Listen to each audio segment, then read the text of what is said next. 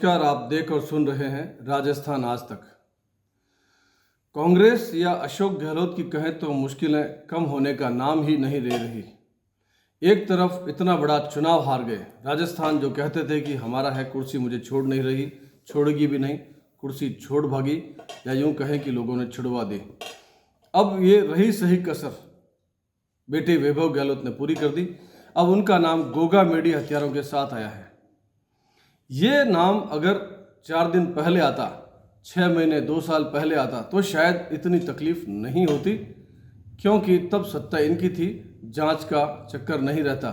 लेकिन अब सत्ता केंद्र और राजस्थान दोनों में भाजपा की है और सुपुत्र का नाम आया है कि वो हत्यारों से पैसे वसूल करते थे। आमतौर पे राजस्थान को शांत कहा जाता था और ऐसा कहते हैं कि यहाँ के नेताओं के पुत्र आमतौर पर ऐसे नहीं है कि गुंडे, हत्या, बलात्कार या डकैती ऐसा कुछ करे। यूपी बिहार में अक्सर ऐसा सुनते थे, लेकिन गहलोत के बेटे का नाम पहली बार भी ढंग से आया तो क्या नाम आया है। हालांकि इससे पूर्व कई सारे नोटिस आए, जांच हुई, कुछ पैसों का लेन देन का मामला था, लेकिन अब नाम आया है हत्या में। हत्यारों का साथ देना भी हत्यारा ही होता है। ये नाम और खतरनाक और भारी पड़ेगा। एक तरफ दोनों जगह भाजपा है। इसके अलावा एक बात और कहूं कि चुनाव आने वाले हैं, 2024 लोकसभा के चुनाव, और राजपूत बड़ी संख्या में वोटर हैं। वो कांग्रेस और भाजपा दोनों को वोट देते हैं, लेकिन इस बार शायद वो कांग्रेस को वोट नहीं दे।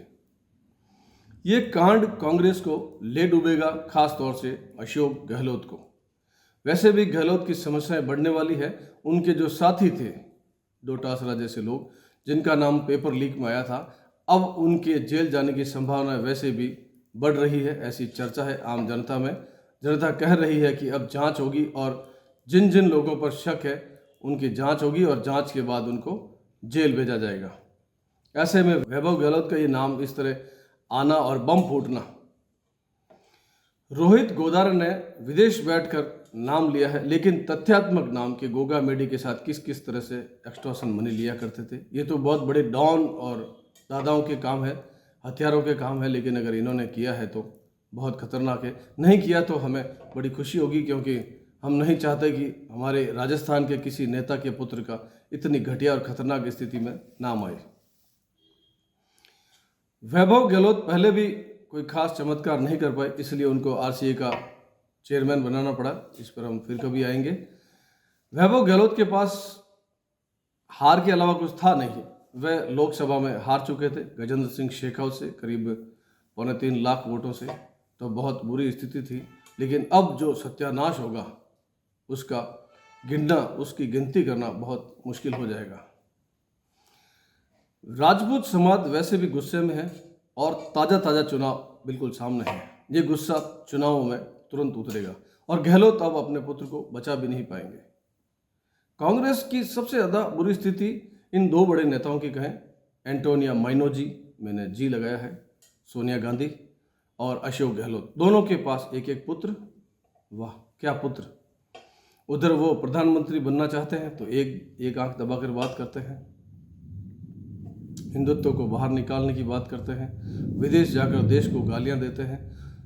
तो पूरा देश उन पे विश्वास करना छोड़ चुका है। वैसे भी कोई खास विश्वास नहीं था, लेकिन जितना भी छोटा मोटा था वो भी छोड़ चुके हैं। और अब ये वैभव गहलोत पिछली बार हार चुके हैं।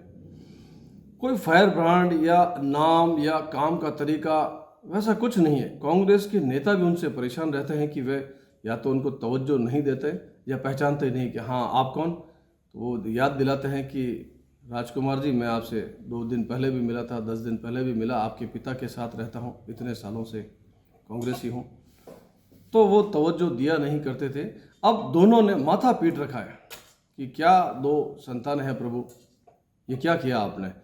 अब ये जो गोगा मेडी वाले कांड में जो नाम आया है, तो इस तरह से तो यूँ कहें कि कई सारी जो हत्याएँ रोहित गैंग ने की है, उन सब में अगर उन्होंने पैसे वसूल किए हैं तो हथियारों के साथ हथियारे हैं। अशोक गहलोत के पास भी ये एकमात्र पुत्र जो हारने के बाद ये नया कांड किया, उन्होंने भी माथा पीटा है कि ये क्या किया, क्योंकि वैसे भी उनके ऊपर आला सूखा कमान जो भी है वो परेशान है, नाराज है कि आपने राजस्थान डुबा दिया। क्योंकि वो जिन जिन को टिकट देना चाहते थे, गहलोत ने उनको भरमाया, भ्रमित किया और टिकट नहीं दिलवाया, नहीं देने दिया। जिद कहें, धमकी कहें, कुछ भी किया होगा, लेकिन जिनको टिकट दिया लमसम हार चुके।